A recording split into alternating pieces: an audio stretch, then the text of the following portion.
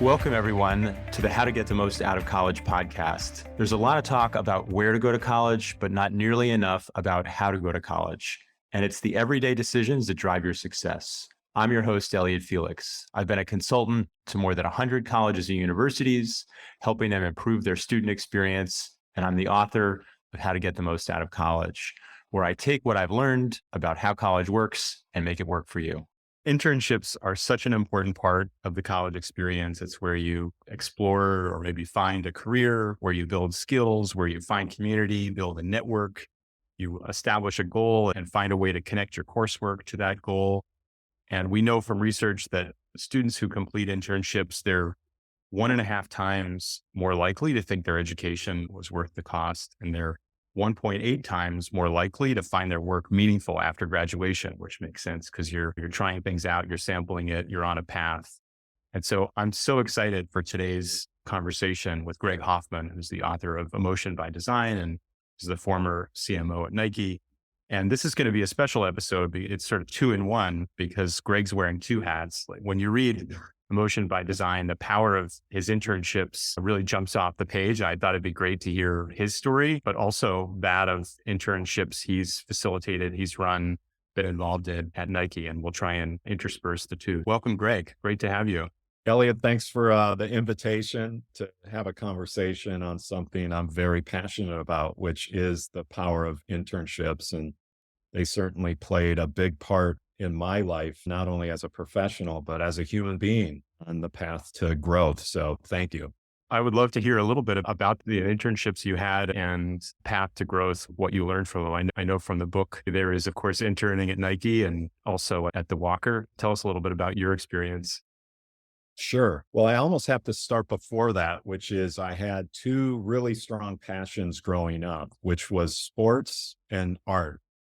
And I got to practice and lean into those passions early on in my life as a child. And then you always believe that maybe at some point you'll have to pick a path, right? And I certainly did when I went and pursued education at the Minneapolis College of Art and Design. And I kind of put sports on the back burner, if you will. But then as I completed my senior year at MCAD, luck would have it that both of those passions would come back into my life in the form of two different internships. And the first internship right out of college was at Nike, right? Nike at the time, this is the early 90s, was this brand that was becoming a global phenomenon, right? And Just Do It was becoming part of culture.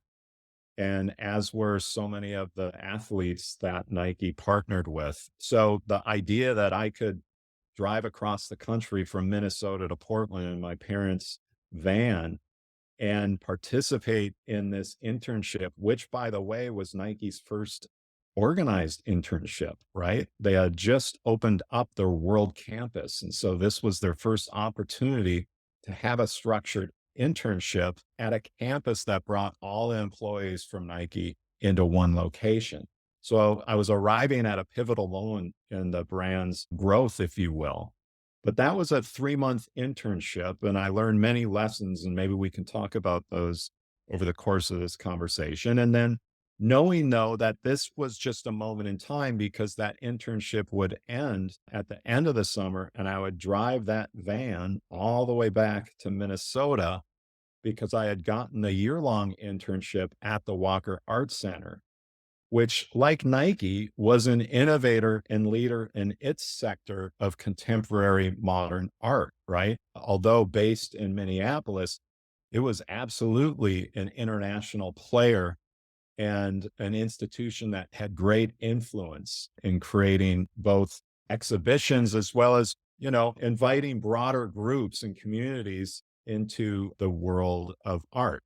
And so, like Nike, many different learnings over the course of what became 8 months, because the calling from Nike was quite strong to come back and work there full time. So I ended up leaving the Walker Art Center internship a little bit early. But I can tell you that in both cases, they both complemented a lot of things that I learned while in college and at the same time filled in a lot of the gaps. right? Because at the end of the day, oftentimes the real world within a business culture is going to teach you things that, quite frankly, you can't find in any curriculum or syllabus. So that's just kind of broad strokes what those two opportunities were for me. And ultimately being able to combine art and sport in the way that Nike creates stories and products and experiences was really a dream come true for me, and something that I ended up practicing there for 28 years. That's awesome. You're bringing together sports and art. You're bringing together your college experience and your practical experience in business. I would love to pull on that thread about, in some ways it was complementary, in some ways it was filling in gaps. What were some of the ways that it reinforced what you were learning at MCAT and what other folks might be learning in college? And what were some of the ways that it was filling a gap? Yeah, absolutely. Oftentimes when you're in college or university, you're trying to become deeply fluent in a particular discipline, right? That's going to be your superpower. In my case, that was graphic design, and going even further, being great at that time, print communication. And so what you haven't necessarily developed, and this is what we call being a T-shaped player, is you create deep fluency and competency on a particular expertise or discipline, but you also want to develop the ability to look across an entire business and figure out how you can connect all those different dots. That's going to create the strongest solution. Or look across all the different team members and figure out how to connect with one another. That's why we call that T-shaped leadership. But it's often hard to develop the skills that it takes to look across beyond what's in front of you. So when I arrived at Nike, which is a very team-based environment where collaboration is the act of collaboration is held in rarefied air. It's in some ways the most important characteristic that an individual can have.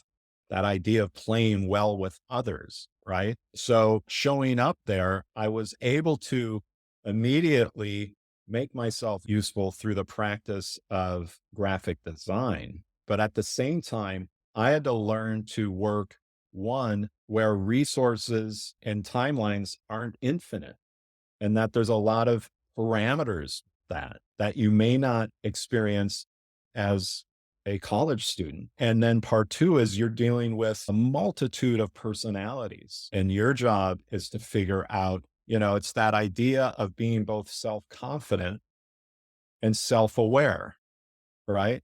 You have the confidence in your skills to lean forward, right? And be assertive. At the same time, you have to learn how to be self-aware in terms of both how you're showing up, and selfless in terms of how you're practicing that idea of pulling everybody together to rise higher as a team, because oftentimes a team is always going to beat an individual in the long run, certainly in the arena of innovation and design and creativity. So yeah, the art of collaboration is one that's really hard to pick up with, not always, but can be more difficult within a college setting. But when you get out into some of those real world situations, and certainly internships can put you in those situations, you can learn really fast. It's almost like a graduate school on how to work as a team and what your role is, and when you should lean forward and when you should listen and learn. And I always say this mantra of listen before you lead, soak up what you're seeing and hearing and feeling, and then figure out the best path forward. And that can come through internships. It sounds like the internship brought with it some constraints that were helpful and the opportunity to collaborate with others and to learn not just the technical skill of graphic design, but the human skill of self-awareness, self-confidence.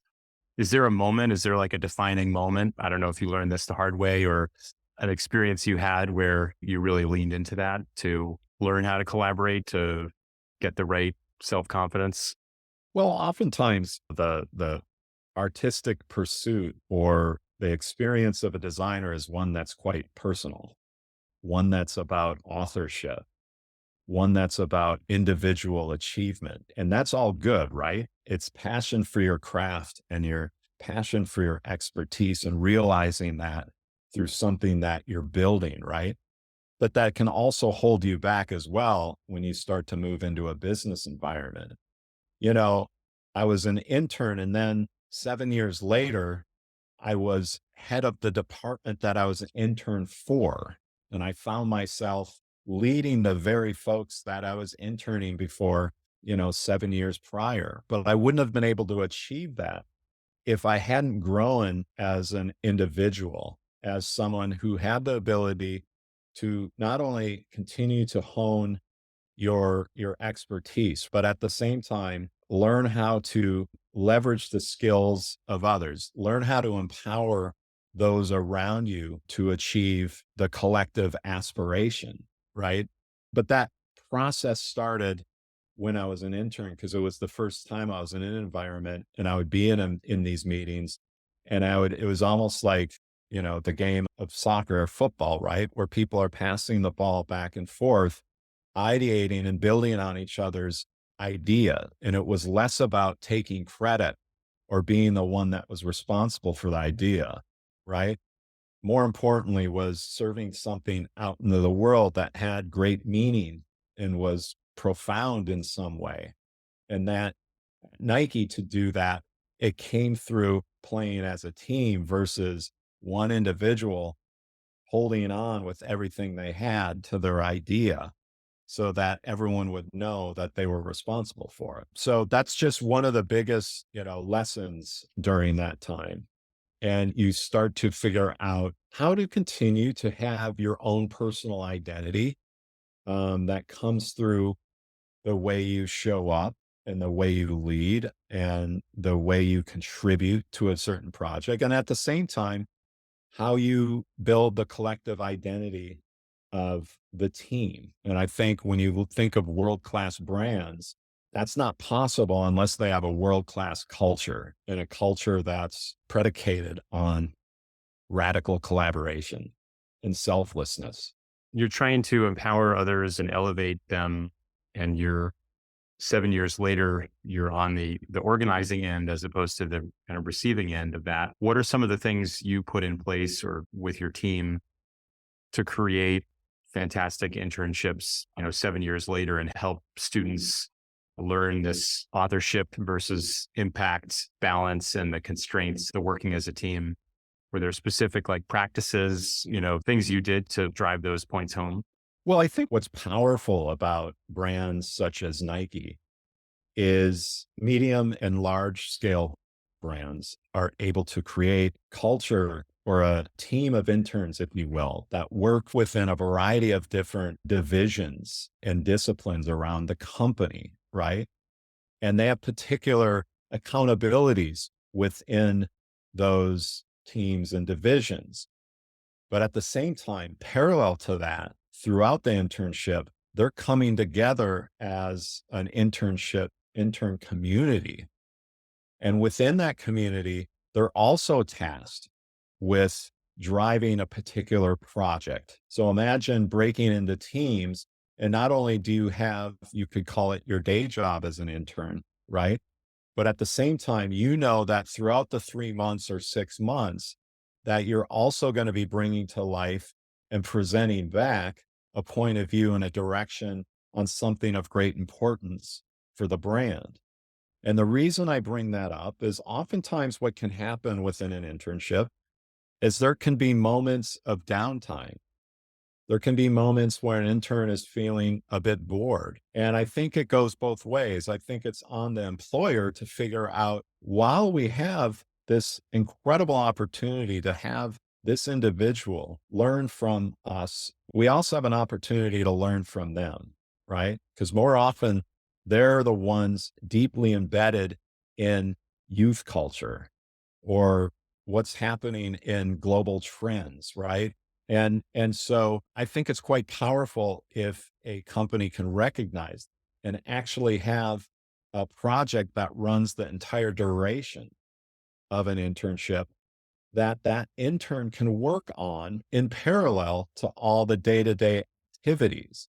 And so there's less pressure to fill time with busy work, if you will, because you're stating that, hey, we have some important things we're pondering right now, and we'd like you and your peers, your internship peers, to work on forming a point of view around that. That was one of the things we learned, is that you can have a variety of tasks. It just doesn't have to be whether you have a lot going on a particular day or not, right? Because at the end of the day, an internship is only as fruitful and as powerful as the time that the employer is willing to put into making that experience one that is beneficial to both parties. And of course, the intern themselves has to also play their role in showing that passion and going beyond the call of the job. So that's just one that I see works really, really well. I've seen this as well, just even with my own son, who's graduated this year from Occidental College. And he also did two different internships. And I like the way they structured it with, there's going to be particular tasks that you're doing every day, but we're also going to look out to the end of this internship, and we want you to also work on this 3-month project as well. So I think that's powerful. But, a couple things that I would say to any soon to be intern or someone who's looking to pursue an internship, right?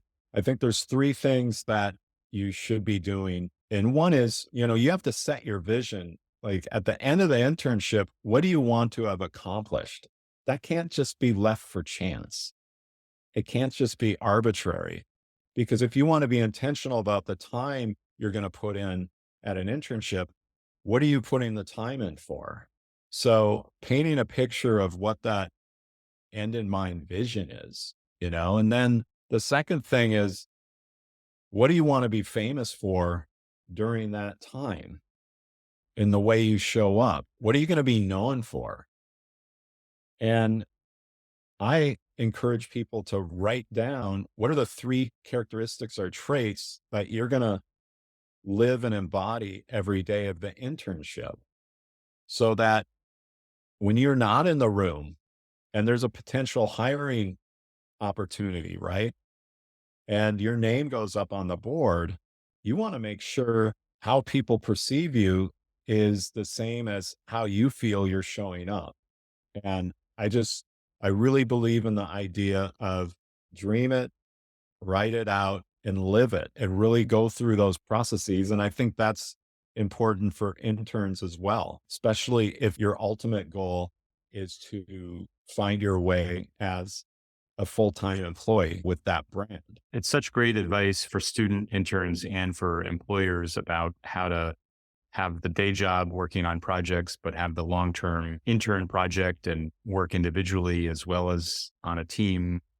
And for students to start off with some vision, a set of goals, the traits they're going to embody, what they're going to be famous for during their internship. I love that. My internship sophomore year of college, this was not intentional, but I started to do impressions of some of the older, more experienced people. And for whatever reason, that comedic routine became a bit of a calling card. So you never know what it's going to be. I feel like my facilitation style is like a mix of stand-up comedy and strategy. So you never know. I have another mantra, show people your personality and they will respond to your humanity. I think we're in a place that it's really valuable. This gets back to why diversity is important, certainly within the world of innovation, right? Because innovation happens in the intersections. And it's not just the intersections of unique expertise, professional expertise. It's the intersection of unique life experiences that forge unique perspectives. Because when you bring people like that together from different walks of life, you open up your aperture for empathy and curiosity, which are both rocket fuel for innovation.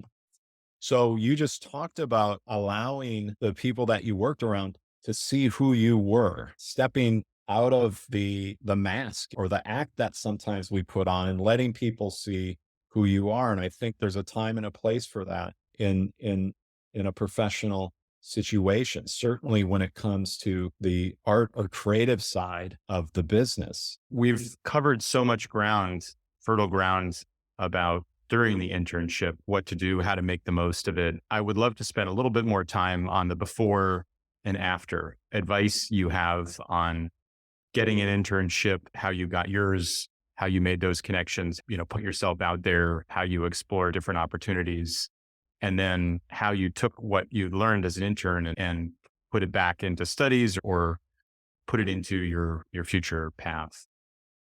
Yeah, it's a great question. And certainly there was no playbook for me, if you will, right? And I had to learn a lot just from people coaching and mentoring me. And I do recall my first conversation when I started to think about applying for the Walker Art Center internship. And the head of the design department at the Walker Art Center was Lori Haycock Makela. And she had an incredibly high profile in the world of design and someone who is quite revered. And in my initial conversation with her, she said, it's kind of a directive, like, I think it would probably be a good idea for you to invite me to your senior thesis presentation. Now, I wasn't thinking that, but that's pretty logical, right? You're trying to get an internship at this place. So it makes sense to invite her to be a part of the audience, which I did, which put more pressure on me, of course, but it's in those pressure situations that you learn a lot about yourself, right? And it's all the better when you maybe overcome some of your insecurities in those moments and take things to a different level on that. So I do think this idea of, you know, either using specific moments within the school year where you can potentially use those as opportunities to engage with certain business leaders who you might have an affinity for a particular agency or a company. And it might be an opportunity to invite a leader from one of those to join something that you're going to be sharing something, right? As a way for them to get to know you, as an example. Or you can also sometimes create a moment. And certainly today, with all the digital tools and capabilities and platforms that we have at our disposal, there's a lot of unique ways you can create content that can show people your values, your expertise, and what you care deeply about, right? So that's just, from a personal story, I got a little assist and help from the very person I would be interning for. And on the Nike side, it was more, sometimes it's a little bit of planning and a little bit of luck. I don't believe luck just happens on its own. You almost have to plan in ways and live in a committed way to your craft and your passion, and then luck will find you, right? With Nike, it was more about how I showed up while I was there during the internship, and the fact that the minute I left, they were doing everything they could to bring me back, and they never stopped, and ultimately I ended up driving back to that brand in the Pacific Northwest. Part of that was, at the end of the day, internships should never be a burden to both the intern or the employer. That's not good for everybody. That's why I talk a lot about the word passion, and passion creates energy, right? And energy is infectious within an organization. And you can really make your mark in an environment where maybe there's some complacency and monotony and people have been together for a long time. And here you, the intern, come, right, with this fresh energy and passion on something, and use that to your advantage. And it will have kind of a ripple effect in the organization. One other thing I'll say here is that I believe in this idea of being a lifelong learner. And certainly you're learning a lot within an internship experience, but that never stops.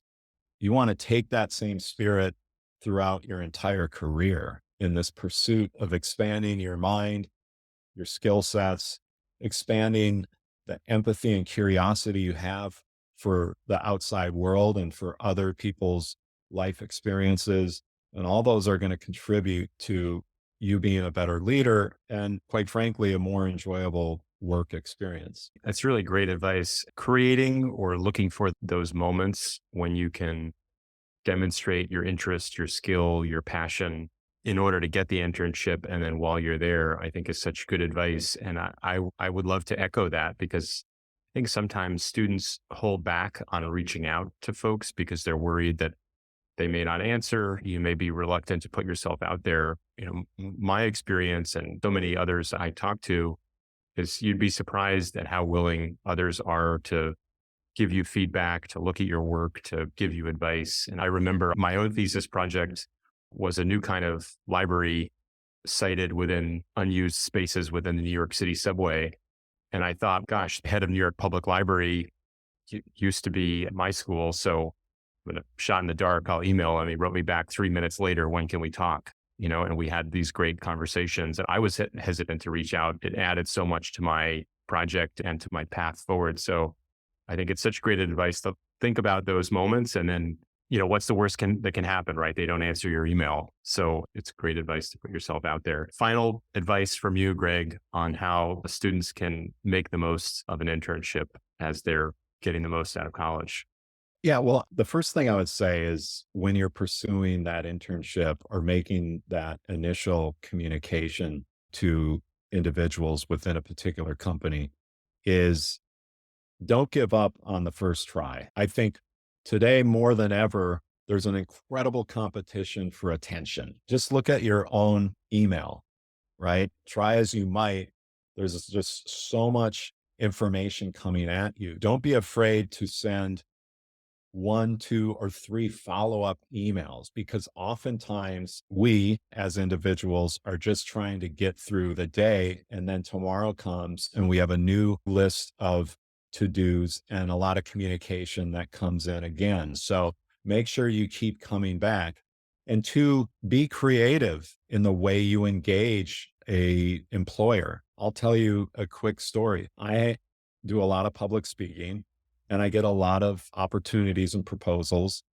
And oftentimes they all feel the same. In some ways, they don't necessarily sound like they know me in the deepest possible way. But I did get an incredible letter from the individual that is leading the Madison Chamber of Commerce right there in Wisconsin. And it was the personal way he wrote the letter asking me if I'd be interested to speak at their annual event. And it was almost as if he integrated my personal story or my passion with the aims and mission of the actual Chamber of Commerce. And while maybe it wasn't as high profile as some of the other opportunities I got or as lucrative, it was the most personal. And so my biggest point of sharing that story is make sure you make it personal in both ways. Put some of yourself in that communication, as well as learn as much as you can about that future employer. Learn about the journey it took to grow the business to where it is, and learn about what their mission and purpose is and why they exist in this world that we live in. And so at the end of the day, making it personal is a way to distinguish yourself in what you say and how you show up and what you believe with everyone else in this world of competition for attention. So do the research, make it personal, and don't give up. I love it. Thank you, Greg. Great insights on internships, both for students and employers. Really appreciate you taking the time to share all these great stories, mantras, wisdom, advice. Thanks so much. Thank you, Elliot. It's been a pleasure having a conversation. Good luck to all the interns out there and future interns. Thanks, everyone, for listening. Remember to subscribe, rate, and review us wherever you get your podcasts. And check out elliottfelix.com for all the episodes and the articles I've written, talks I've given, and more information about the book.